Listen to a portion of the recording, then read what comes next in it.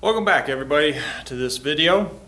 This video is about labeling parts of an expression.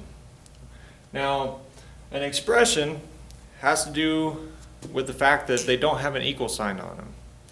An expression would look something like this: negative x plus 2x plus 8.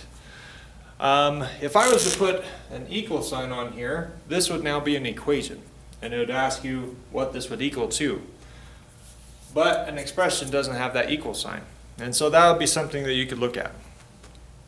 We're going to talk about three things in particular. Looks like this. This would be our example here. Terms. In algebra, they use things that are called terms, and a term is separated by a plus or a minus. And so in this problem, they might ask you to say, how many terms are in this expression? Well, I have 1, there's a separation, 2, separation, 3. So in this particular one, there are 3 terms. Now I would write this, I would put this on here, but we have some more to go. So terms, like I said, are the numbers with the x's or with the variables, and they're separated by a plus or a minus or some sort of operation. So now we're going to talk about a constant. A constant is, our example here would be 8. Now, the reason it is a constant is because when we have something like this, this is a variable. We don't know what it is. It could change, and it probably will change. So variables will change. Constants are these numbers because there's nothing that's going to change them, just how they are. There would need to be an operation to do that. So this particular one is 8. That would be your constant in this problem. And we'll do some other examples here in a minute. A coefficient would be something like this. This would be your coefficient, the 2x.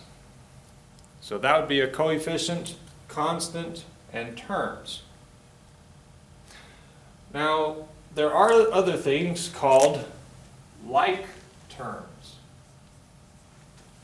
Okay. So we have an example of terms, which are just in general, and then we have an example of like terms.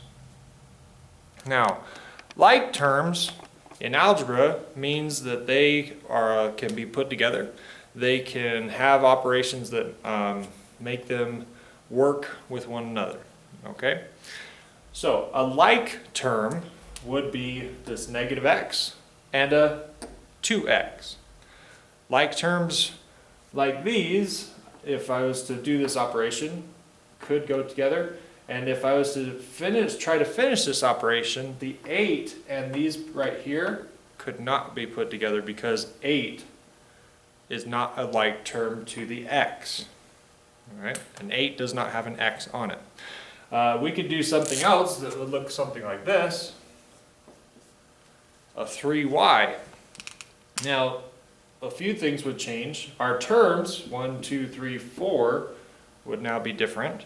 But now our like terms would be different. Now I have a y, I have the 2 x's here, the 2x groups, and now I have an 8.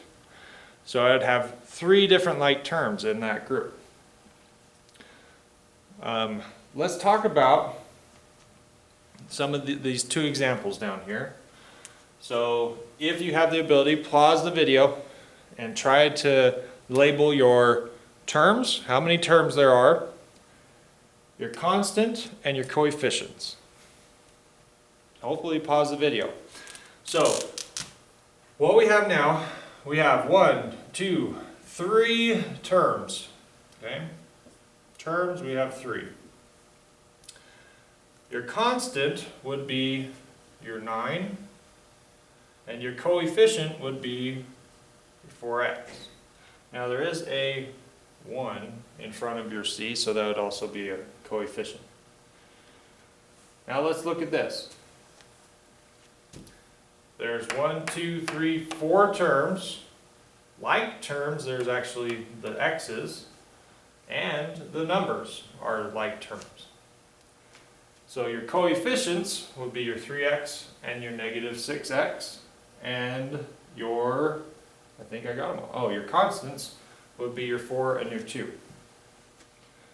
Okay, so that will help you as you're going through some of the standardized tests, the state tests, things like that. Being able to see those and understand what the tests are asking when they're writing through their problems is really important. And so hopefully you can be able to get through those.